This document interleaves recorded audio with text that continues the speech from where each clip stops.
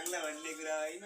So finally guys आज हामी बनाउन गइराखेको छौँ भेज बिरयानी। सो अहिले अब बनाउने हो भेज बिरयानी, त्यसपछि खाने हो। सो गाइज हामी बनाउन गइरहेको छौँ भेज बिरयानी। यदि तपाईँहरूलाई पनि खानु छ भने फटाफट आउनुहोस्, बसेर सँगै खाउँला, रमाइलो गरौँला है त। सो त्यसमा मिक्स गर्नको लागि हाम्रो हरियो मटर रेडी भइसकेको छ। अब पालो छ मसरुम काटेर रेडी पार्ने र तपाईँले हेर्न सक्नुहुन्छ मैले मसरुम काटेर रेडी पारिसकेको छु। अब पनिर काट्नु पर्यो होइन, अब हरेक के हुन्छ त्यो सबै मिक्स गर्नु पर्यो त। यो हाम्रो रेडी भइसकेको छ पनिर काटेर। त्यसै गरी हामीले थोरै गाजल काटेर हाल्नेछौँ। यो हाम्रो गाजल पनि रेडी भइसकेको छ।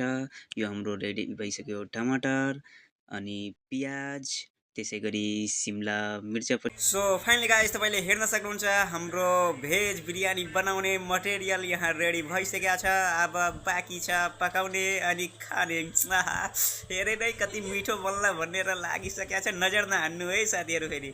यो पुलाव चामल हो। अब हामीले यसलाई पाक्नको लागि राख्छौँ। त्योभन्दा पहिला यसमा अलि थोरै तेजपत्ता लगायत मसलाहरू हाल्नेछौँ र यो हाम्रो रेडी भइसक्यो चामल। अब यसलाई अर्को भाँडामा निकालेर पानी सुक्नको लागि राख्दैछौँ। सो फाइनली गाइस अहिले हाम्रो प्रोसेस चल्दैछ भेज बिरयानी बनाउने। हामी बिस्तारै बिस्तारै सबै सामान तयार पार्दैछौँ।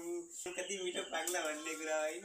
सो अब यसमा हाल्ने मटेरियल चाहिँ भात छुट्टै पकाएर मिक्स गर्नुपर्ने हुन्छ। हामी पहिला प्याज फ्राई गर्छौँ, त्यस पछाडि अब यसमा चाहिने सबै सब्जी मसाला खुर्सानी हाल्छौँ र यसलाई राम्रोसँग भुट्नेछौँ। पछाडि हामी हाल्दैछौँ अहिले यसमा गाजल, सिमला मिर्च, त्यसै गरी तेजपत्ता हाल्दैछौँ हामी हरियो मटर, यो आइगो टमाटर, मसरुम एकदम फेभरेट रहेछ मेरो। त्यसै गरी अब यसमा हाल्नु पर्यो फ्राई गरेको पनिर। हामी अहिले फ्राई गरेको पनिर हाल्दैछु यसमा र अब यसलाई राम्रोसँग मिक्स गरेर पकाउने हो। नुन हाल्नु पर्यो, फेरि नुन नहालिकन बर्बादै होला।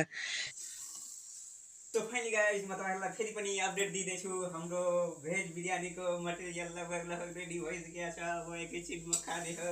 सो जसलाई खाने छ छिटो छिटो आउनुसँग मिलेर खाउँला है त।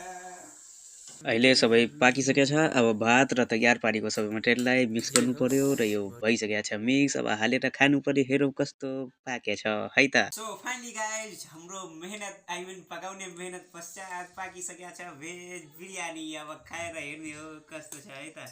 सो खाएर चखाउँ। एकदमै मिठो पाकेको छ। तपाईँ पनि खाने भने आउनुहोस्, सँगै बसेर खाऊँ, रमाइलो गरौँ है त। सो दाजु हामीले पकाएको कस्तो लाग्यो तपाईँलाई भेज बिरयानी? एकदम बेस्ट। आइडिया बेस्ट हो। एकदम मिठो लाग्यो। ल हजुर तपाईँलाई कस्तो लाग्यो?